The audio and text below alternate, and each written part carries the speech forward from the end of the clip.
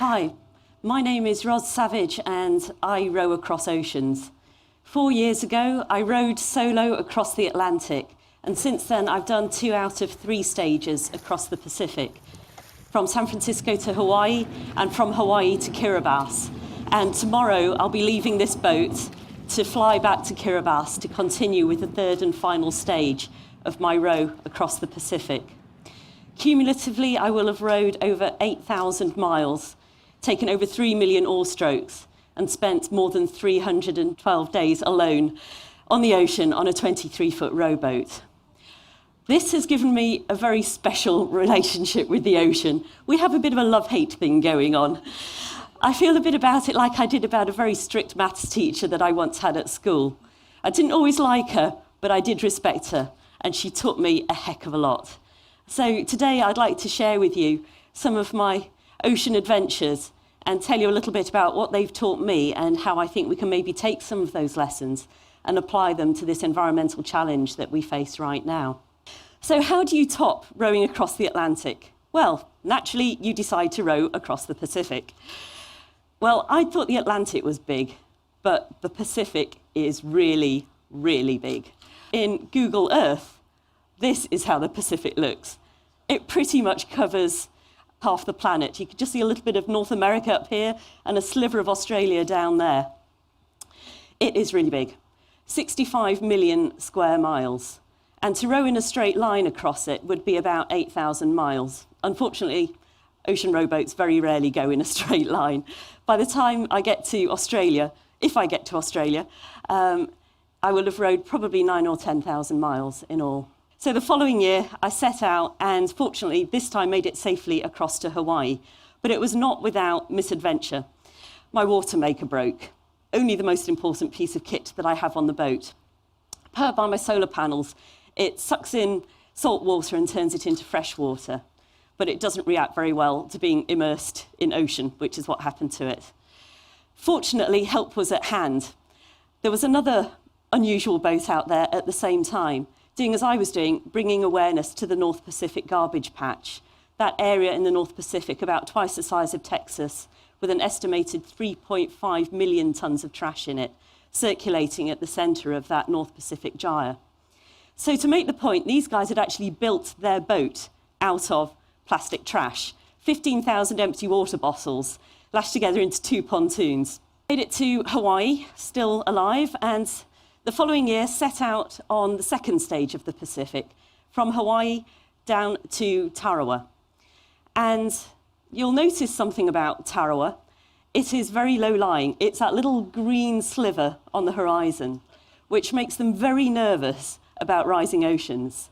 This is big trouble for these guys. They've got no point of land more than about 6 feet above sea level. And also, as there's an increase in extreme weather events due to climate change, they're expecting more waves to come in over the fringing reef, which will contaminate their freshwater supply.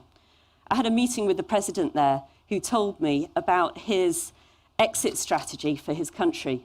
He expects that within the next 50 years, the 100,000 people that live there will have to relocate to New Zealand or Australia.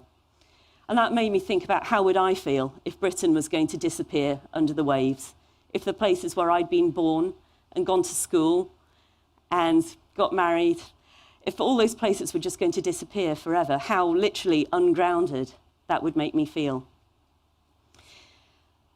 Very shortly, I'll be setting out to try and get to Australia. And if I'm successful, I'll be the first woman ever to row solo all the way across the Pacific. And I try to use this to bring awareness to these environmental issues, to bring a human face to the ocean. I think there are probably 3 key points here. The first one is about the stories that we tell ourselves. For so long, I told myself that I couldn't have an adventure because I wasn't 6 foot tall and athletic and bearded. And then that story changed. I found out that people had rowed across oceans. I even met one of them and she was just about my size. So even though I didn't grow any taller, I didn't sprout a beard, something had changed. My interior dialogue had changed. At the moment, the story that we collectively tell ourselves is that we need all this stuff, that we need oil. But what about if we just change that story? We do have alternatives. And we have the power of free will to choose those alternatives, those sustainable ones, to create a greener future. The second point is about the accumulation of tiny actions. We might think that anything that we do as an individual is just a drop in the ocean, that it can't really make a difference, but it does.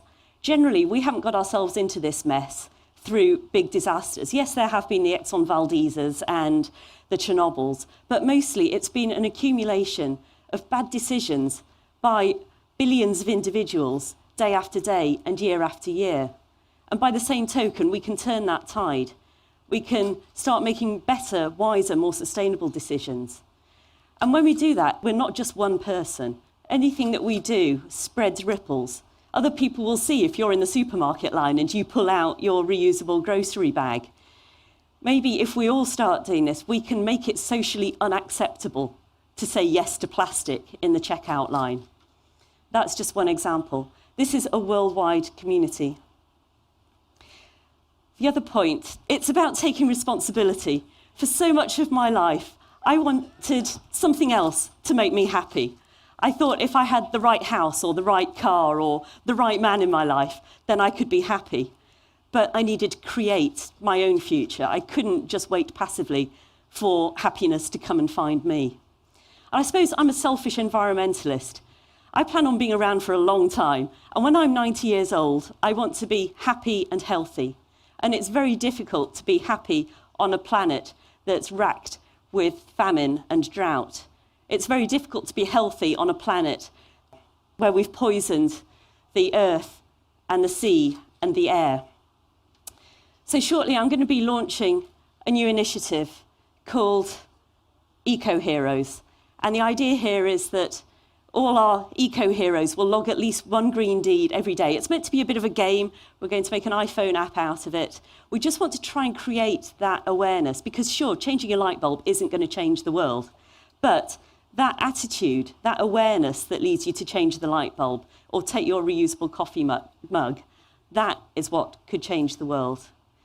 I really believe that we stand at a very important point in history. We have a choice. We've been blessed or cursed with free will. We can choose a greener future, and we can get there if we all pull together and take it one stroke at a time. Thank you.